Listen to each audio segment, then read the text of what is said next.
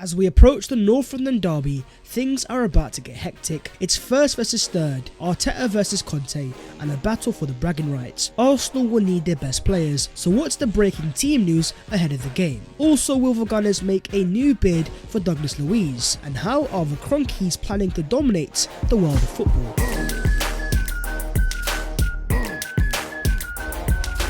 Yo, what is going on, guys? My name is Babs14 and welcome back to your boy's channel. Your boy has done a combined 11 of Arsenal and Spurs players, and if you want to check it out, then make sure to download the Pick Story app and click the article down below in the description. And as always, don't forget to smash a like, subscribe if you are new, and let's try to get to 120k. But starting off with the breaking Arsenal news. Breaking news we do have, and that is on the team news, as we have the massive game on Saturday. Who's going to be fit? Who's going to be available? Well, one player that's definitely not going to be involved is Emile Smith-Rowe, as Arsenal tweet come back stronger, and they confirm that following a specialist consultations, Emile Smith-Rowe underwent surgery in the past few days to repair damaged tendon in his groin. Emile's rehabilitation program is already underway, and Arsenal are hopeful for his return to full training in December. Ever since the start of 2022, ESR just can't seem to find fitness. In fact, if you go back to a spell at RB Leipzig back in 2018 and 19, even 3 years ago he missed so many games due to a groin injury. This time around, Arsenal realised enough was enough. The best possible thing is to get a surgery to sort it out, take a short-term hit, but eradicate the problem in the long term and have a fully fit ESR in the first team. Let's not forget that at 21 years of age and his first ever full season, Emile Smith-Rowe scored 10 non-penalty Premier League goals. It shows the quality of Emile Smith-Rowe, and Arsenal fans can't forget that, because I have seen a few fans ask questions. Is ESR injury prone, and does he have a long-term future at Arsenal? But I believe that is way over the top, and as Arsenal fans we have to hope for the best and pass the surgery, which was successful, having a fully fit ESR back past December. And after the World Cup, I would love nothing more than to see an Emile Smith-Rowe Croydon KDB-esque remontada. According to Kaya Kayanak, Arsenal are hopeful that Partey, Zinchenko and Tomiyasu can all be fit for Spurs. All three are back at only and will be assessed over the coming days. Kieran Tierney should be available meanwhile as he recovers from a head injury. Now, Tierney isn't that much of a concern despite coming off injured in his last game, while Zinchenko stayed at Colney during the international break. But if both of the left backs are fit, it poses the question which of the two is going to start. We'll talk more about that in the predicted lineups. But in terms of Partey and Tomiyasu, both are players that returned to Arsenal early from international duties. For Tomiyasu, there were no injuries, but in terms of Partey, he felt some discomfort in his knee in the build-up of Brazil versus Ghana. The positive part here is the fact that it's not a reoccurring injury, and in terms of Partey, it's been more down to muscular issues. And since then, many reports have claimed the injury is nothing serious and he should be fit and available for the North London derby. And make no mistake, if Partey is starting for Arsenal, our chances of winning are a lot higher. Since the start of last season, Arsenal have played 28 games with Thomas Partey, winning 20, 2.2 points per game, and a 71% win rate. Without Partey, it's 17 games, 8 wins, 8 losses, 1.5 points per game, and a 47% win rate. It's no surprise to hear the only game that Arsenal have lost this season so far is a game without Thomas Partey. Not only is he important on the ball in terms of incisive passing, but also in terms of transition control and counter-attacks. But at the same time, I can't lie in saying it's getting a bit repetitive in terms of Thomas Partey injury updates, and over the course of his entire Arsenal career, he has missed a lot of Arsenal games. In his absence, Sambi Lokonga isn't at the same level, and that is why it's so important that in the January transfer window, Arsenal go out there and sign a top quality number 6 profile to fill in for Thomas Partey if and when he is not available. And one player that Arsenal tried to sign in the final days of the last window was Aston Villa's Douglas Luiz. And according to Mark Irwin, Arsenal will make another move for the Aston Villa midfielder in January, and hope Villa could be finally persuaded to cash in with less than 6 months left on his contract. Arsenal believe that a £15 million bid would be a more than reasonable price tag. Now, we can't forget that on transfer deadline day, Arsenal had 3 bids rejected for this player, upwards of £25 million. But the fact remains that in terms of Luiz and its Aston Villa contract is going to expire in the summer. With that being the case, if Aston Villa don't sell him in January, they will lose him for nothing in the summer. With that being the case, yes, technically speaking, if Arsenal want to sign him, he could be available for a cheaper price tag. And the fact that Arsenal made so many offers on deadline day, it does indicate that Arteta wants the player at the Emirates Stadium. But at the same time, I'm not too sure, because if he was really and truly a player that Arteta really wanted, then why did Arsenal wait until transfer deadline day and the final hours to make their move? It kind of means that Arsenal probably have other targets they see as bigger priorities, and the fact they couldn't sign him, it brought them to Douglas Luiz. But moving on to Arsenal versus Spurs. The international break is over, thank God for that, and most importantly, the North London derby, it doesn't get any more gargantuan, and this one is setting up to be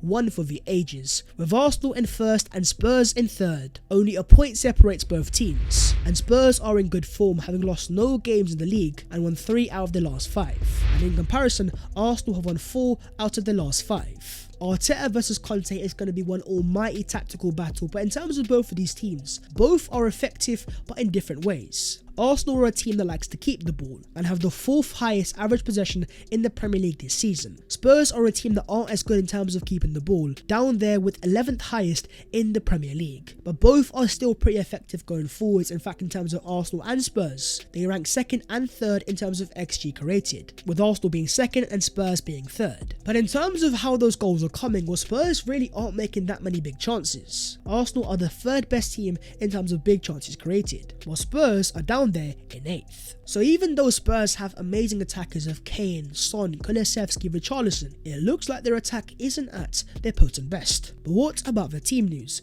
Now, in terms of Spurs, Hugo Lloris pulled out of the France squad with a thigh injury, but it looks like he is going to be fit and available. But one of their major doubts is Dejan Kulusevski, who had a scan yesterday after returning from the internationals with a suspected muscle problem. But in terms of the Gunners, Martin Odegaard has returned to full fitness, having played for Norway during the international break, while the likes of Elneny, Nelson, Cedric and Smith Rowe are all definitely out, and most importantly, Partey, Zinchenko and Tomiyasu will all have late fitness tests. With that all kept in mind, and if those players are fit and available, then how exactly is Mikel Arteta going to line up? Well, I believe we will see Ramsdale in goal and a back four of Ben White, William Saliba, Gabriel and Kieran Tierney, a midfield three of Thomas Partey, Martin Odegaard and Granit Xhaka, and a front three of Gabriel Martinelli, Gabriel Jesus and Bukayo Saka. Now, it's worth pointing out there's only one change there from our last game against Brentford. Not only was that one of our best performances so far in the season, but Brentford are a team that are pretty similar to Spurs in terms of formation, and in that game this team proved they were able to control transitions and sustain pressure, and that's the key reason why I'm going for Tierney over Zinchenko. Zinny is an amazing player on the ball, but off the ball he has his deficiencies. Spurs have a very good front three that you have to respect, and with that level of quality you have to get a better defensive left back, and that is where you get Kieran Tierney, one of the lowest in terms of dribbled pass in the Premier League last season. But in terms of Fabio Viera versus Martin Odegaard, Viera was good against Brentford and scored a fantastic goal, but this is a game where you need your leaders, and with Martin Odegaard being fit and available, and more importantly the Arsenal club captain, it only makes sense for Mikel Arteta to bring him back in to the Arsenal starting lineup. Tactically, this is going to be one almighty battle, and I do believe that Arsenal and Arteta are going to have to slightly adapt. Arsenal are a team that want to be ultra aggressive in terms of pressing, but with the quality that Spurs have on the counter-attack and that devastating front three, Arsenal have to weigh up the risk and the reward. If Arsenal are ultra aggressive in the press, it will leave a 3v3 at the back, and don't be surprised if we drop an extra man from the press. But in terms of on the ball and how Arsenal can win this game, it's all about sustaining pressure and keeping the ball in Spurs' final third. Yes, they are amazing on the counter-attack, but Tierney and Partey have shown in that game against Brentford they are able to provide Arsenal fantastic transition control. If you watch the Spurs game against Leicester, one of the key things that Spurs struggle with was when Youri Tielemans dropped deep and played out wide in the position of a fullback. The best part is that Arsenal also excel in this area, where you often see Xhaka, Odegaard and even Zinchenko helping create overloads in the build-up. Even though Spurs don't often press, when they do they can be effective. If Arsenal are able to play out that press and get that ball into the final third to pin back the Spurs wing-backs, then as Arsenal have shown on countless times this season, we are a pretty good team in terms of breaking down deep blocks. The most important factor though is that this game is at the Emirates Stadium, and Arsenal are unbeaten in their last 11 league games at the Emirates against Spurs. The last time Spurs beat Arsenal at the Emirates Stadium was back in 2010 when I was still 10 years of age and in primary school. With the Emirates on their side, it's in that first half where Arsenal have to kill off this game. Arsenal have been by far the best team in the first half. While Spurs are normally slow starters and sometimes in the first half they have been hanging on. Need I say more? It is of course a gargantuan game, so my friends, talk to me about how you are feeling. How do you think Arsenal should line up, and most importantly, what are your North London derby score predictions? Moving on to the other Arsenal news today, and starting off with the graphic which shows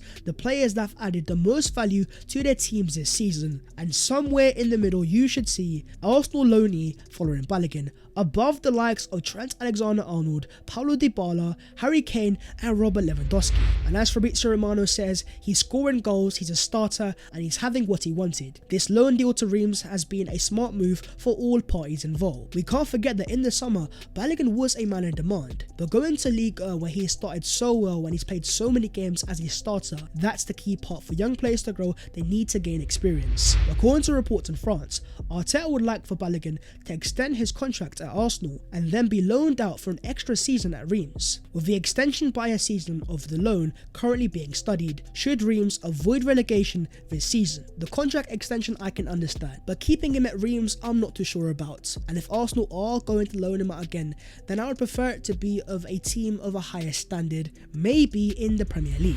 It's that time of the day, and with 46, Kevin De Bruyne and Gabriel Martinelli have both been involved in 46 open play sequences which have ended with their team having a shot this season, the joint most of any two players in the Premier League. And not too far behind, look at third place, you have Arsenal's Bukayo Saka and Gabriel Jesus. But this weekend against Spurs, we are up against one of the other best attacks in the Premier League, so let's have a cheeky little comparison, and starting off with the number 7s of Saka versus Son. Son has more goals and Saka has more assists. Shots and chances created is pretty equal, but in terms of take-ons completed and touches in the opposition box, Bukayo Saka comes out on top by a massive margin. Saka is fantastic in terms of ball carrying, and it's not surprising he has more touches in the box because Arsenal are a more dominant team and they like to keep the ball in the final third. Son isn't really a take-on type of player, he is far more of a ball striker, and that's why he has more goals. But what about Gabriel Jesus versus Harry Kane? Kane has more goals and chances created,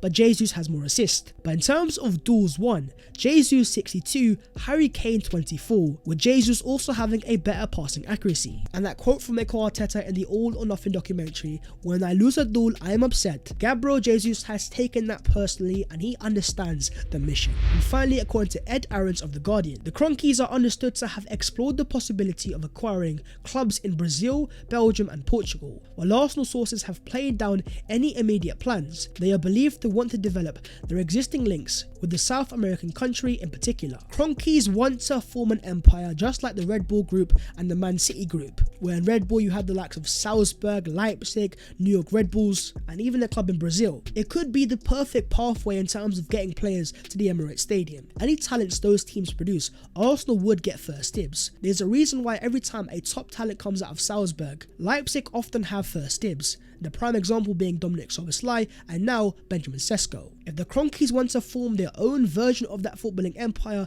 then seeing the success of the Red Bull Group and the City Group, then personally speaking, you know what, I want that world domination. Anyways, that's the video there and there, so hopefully you guys have enjoyed, and if you have, don't forget to smash a like and subscribe to the channel if you are new. If you want to follow your boy on all of his social medias or vote for me for the Football Content Awards, then all the details are down below in the description. But that was all of today's latest Arsenal news, and now we turn to a massive gargantuan game on Saturday, the North London derby, Arsenal versus Spurs. It doesn't get much bigger, the nerves are kind of there, but so is the excitement. I will see you then, take care, keep smiling and have a great